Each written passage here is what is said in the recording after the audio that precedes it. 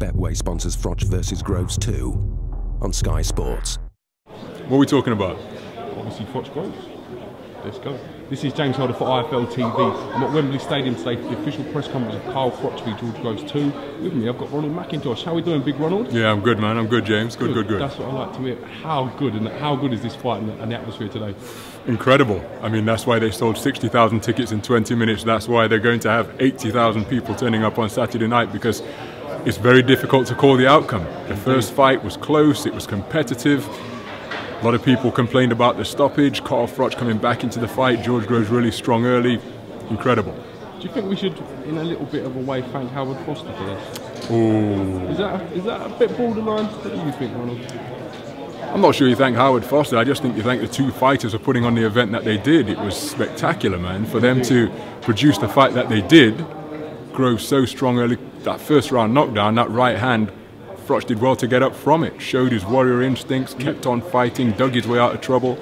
Groves strong for boxing well for the first half of the fight. Carl coming back into the fight. It got stopped when it got stopped and how it got stopped, and here we are doing it again. Yeah. My point being, if it would have got stopped when it did and it went through and George got a points win, the fight may have happened again. If it would have been a clean-cut stoppage, Carl stopping him, I just don't think the fight would have had any appeal or as much appeal. So in that concern, I think the controversy has definitely helped build up the rematch a little bit. I would agree with that. I think the controversy has helped with the rematch because it was an ending that really wasn't as conclusive as anybody wanted it to be. Right. Carl Froch wanted to produce a stoppage, which he's convinced he was going to do. George Groves was convinced that he could weather the storm. And the crowd wanted a definitive outcome. Now, the outcome was made when Howard Foster intervened. He's got to make the call. He's the man closest to the action. So yes, I think the controversy that surrounded the fight has definitely helped with the rematch, because in many respects it wasn't the outcome that anybody involved in the fight wanted. But here we are again, and it's a roadblock. Rematches throughout history have a tendency to be a little bit, sometimes anticlimactic. Now, I'm not saying for any reason this one's going to be like that, but surely we've got to be gearing up for something special come Saturday night.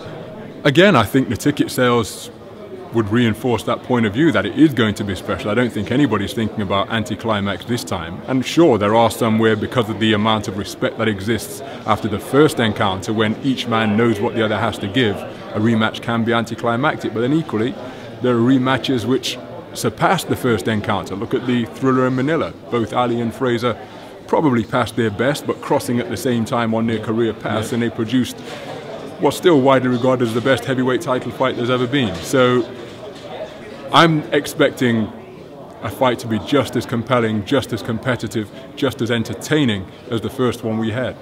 For Carl Froch's legacy, spoke about the word legacy quite a lot during the build-up. How important is it that he becomes victorious Saturday night? For my money, every fight's important, but I think if Carl Froch was to stop his career now and not have taken on this rematch, I think that the body of work he's put together stands comparison with any post-war British world champion there's been. From John Pascal, the run of fights that he's fought, the level of competition. Most fighters, most outstanding world champions, in between the peaks of an opponent at their level at an equal point in their career, there are a few where the level of opposition isn't as strong. You've handed out opposition fights in between these major fights. Indeed, whereas Carl Froch hasn't had that luxury. It's been back to back to back to back. Outstanding world champions, determined fighters, 50-50 fights going in. So I think his legacy is rock solid. Okay, he lost to Mikhail Kessler first time around when they went up to Denmark, and he went to he lost in the Super 6 to Andre Ward. But I don't think that detracts from it at all, because he's taken on the best.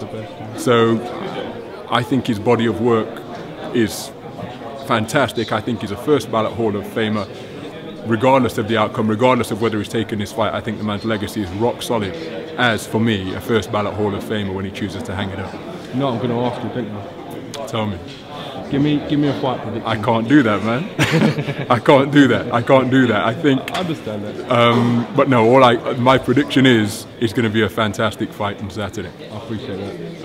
Spoke to Laurie, a friend, a mutual friend that we've got. You know we call him Agro Santos at iFL TV. just because he's always moaning or he's always aggravated about. But he knows his something, stuff. He knows his stuff, and he's got a point of view, man. He's got a point of view about the sport. Harrow Road All-Star, for those who don't know, boxed under Mr. Akai. He was serious, man. 2 phases of his career, he did it on a competitive tip when he was younger, and then took a few years out and came back and did it on a different tip, more for a personal fulfillment thing when he was older. But yeah, he was he's serious. Look at the shape the man's in now. There's not many 50-year-olds in his shape. That's what I'm saying. Look at the shape the man's in. his shape. Exactly. But no, he's a good man. He knows his stuff, and it's good to see him still around the game. Indeed. Listen, Ronald, I can't thank you enough for giving me a bit of your time, sir. I know you was just on your way to kind of do your job, so thanks for stopping and giving me a couple of minutes, mate. No worries, man. Anytime, James. Anytime. Thanks, mate. See you soon. All right.